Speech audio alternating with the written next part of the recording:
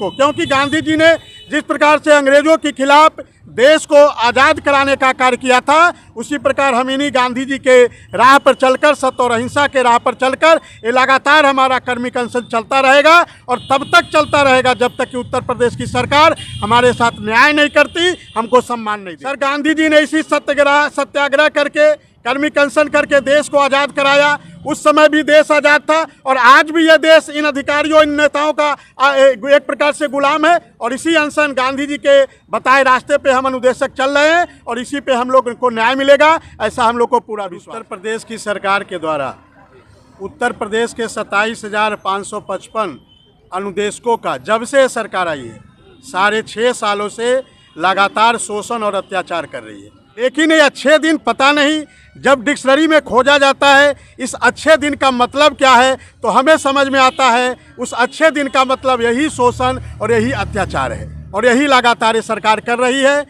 ये सरकार न हाई कोर्ट की बात मानती, न सिंगल बेंच की बात मानती, न डबल बेंच की बात मानती, न माननीय सुप्रीम कोर्ट की बात मानती और केवल अपना तानाशाही ये सरकार। देशों को का जितना शोषण इस सरकार से बन पड़ता है, उतना शोषण ये सरकार कर रही है सर।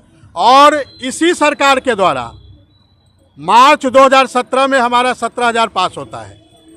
भारतीय जनता पार्टी के ट्विटर हैंडल से आप देखिएगा, 19 मई 2017 को इनका ट्वीट होता है कि अनुदेशकों के अच्छे दिन आ गए और इनको 17,000 रुपया मिलेगा। लेकिन ये अच्छे दिन पता नहीं, जब डिक्शनरी में खोजा जाता है इस अच्छे दिन का मतलब क्या है, तो हमें समझ में आता है उस अच्छे दिन का मतलब यही शोषण और यही अत्याचार है और यही लगातार ये सरकार कर रही है।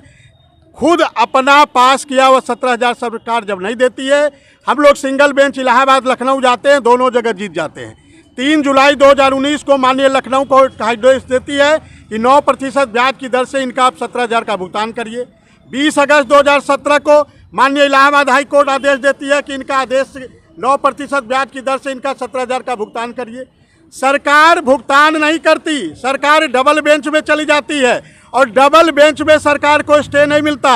और फिर 2 दिसंबर 2022 को सरकार डबल बेंच आदेश करती है कि आप इनका 17,000 का भुगतान करिए। सरकार भुगतान नहीं करती और सरकार 29 मार्च 2023 को माननीय सुप्रीम कोर्ट पहुंच जाती है। सुप्रीम कोर्ट भी कहती है 14 अगस्त को कि आप इनके मानदेय जो डबल बेंच का आदेश है उसका भुगतान करिए। सरकार भुगतान नहीं करती। आज लगभग 2 महीने से ज़्यादा हो गए हैं, फिर भी सरकार भुगतान करने का नाम नहीं ले रही है। और इसी अत्याचार और शोषण के खिलाफ हम लोग 2 अक्टूबर गांधी जयंती के दिन से यही गांधी जी को, क्योंकि गांधी जी ने जिस प्रकार से अंग्रेजों के खिलाफ देश को आज़ाद कराने का कार्य किया था, उसी प्रकार हम इन्हीं गांधी जी के राह पर चलकर, सत्य और अहिंसा के राह पर चलकर ये लगातार हमारा कर्मिक अनशन चलता रहेगा और तब तक चलता रहेगा जब तक कि उत्तर प्रदेश की सरकार हमारे साथ न्याय नहीं करती, हमको सम्मान नहीं देती।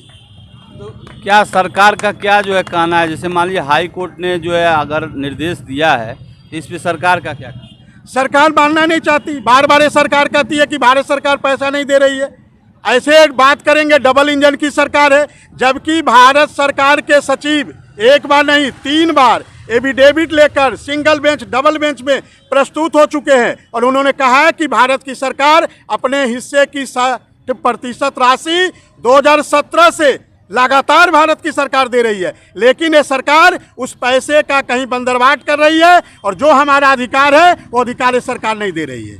इस तरह से अनशन करने से आपको क्या लगता है कि आपकी मांग पूरी होगी? सर, गांधी जी ने इसी सत्याग्रह करके, कर्मिक अनशन करके देश को आज़ाद कराया। उस समय भी देश आज़ाद था और आज भी यह देश इन अधिकारियों, इन नेताओं का एक प्रकार से गुलाम है। और इसी अनशन, गांधी जी के बताए रास्ते पे हम अनुदेशक चल रहे हैं और इसी पे हम लोग को न्याय मिलेगा, ऐसा हम लोग को पूरा विश्वास है सर। नहीं, अगर सरकार कोर्ट की निर्देश मान नहीं रही तो ये कोर्ट के अवहेलना का मामला हुआ तो आप फिर से कोर्ट में क्यों? कंटेम्प्ट ऑफ कोर्ट भी किया गया है सर। अभी 25 सितंबर को डबल बेंच में कंटेम्प्ट ऑफ कोर्ट भी किया गया। उसमें भी डबल बेंच ने आदेश दिया है कि 1 महीने के अंदर आप इनका 17,000 का भुगतान करिए।